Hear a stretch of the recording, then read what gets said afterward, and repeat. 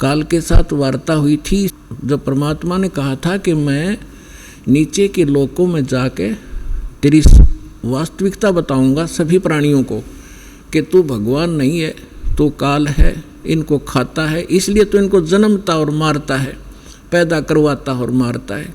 असली भगवान कोई और है, वहाँ जाने का तरीका मैं बताऊंगा, ऐसा गुप्त मंत्र मैं लेकर आया हूँ।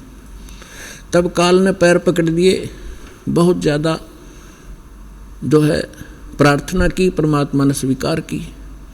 इसने कहा कि भगवान 3 युगों में जीव ना ले जाना, कम ले जाना थोड़े थोड़े, और चौथे युग में कलयुग में कितने ही जीव ले जाना, इतनी दया मेरे पर कर दो।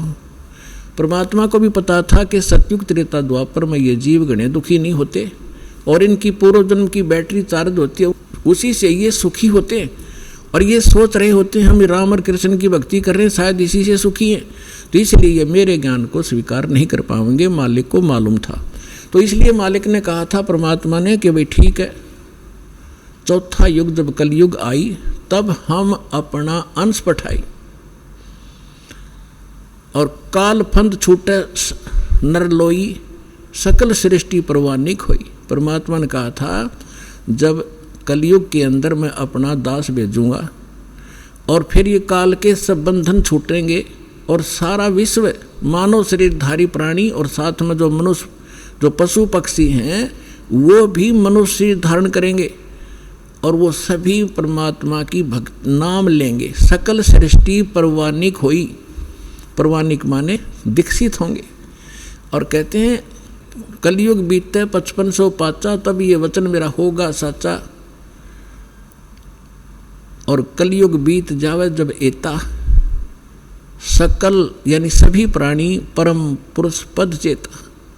600 वर्ष पहले मालिक की वाणी में लिखा हुआ है, कबीर वाणी में, सच्चिदानंद घन ब्रह्म की वाणी में, यानी सूक्ष्म वेद में, उस तत्व ज्ञान में लिखा है। परमात्मा ने बोला था, धर्मदास जी लिखा था, उसमें कहा है कि जब चौथा युग जब कलयुग आई तब हम अपना अंश पठाई और काल फंद छूटे नरलोई, नर नारी सभी का काल का फंद छूटेगा। तो इसने जकड़ रखा है, मूर्ख बना रखा है, बस इतना ही सीमित कर दिया, ये तेरा बेटा है या तेरी बेटी है, ये तेरी कार या तेरी कोठी है, 1 मिनट में मृत्यु हो जा, छोड़ बेटा, अब ये सब मेरी है, तू गधा बन।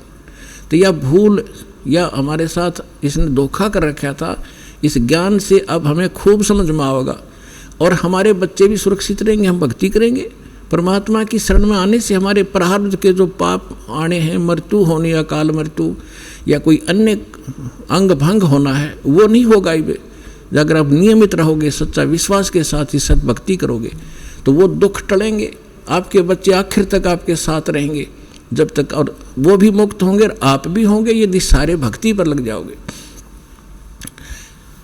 तो परमात्मा ने कहा था कि सकल सृष्टि परवानिक होई, काल फंद छूटे नरलोई। काल का जो बंधन है कर्मों से बांध रखा इसने, और ये सब छूटेगा और सारी सृष्टि उपदेशी होगी।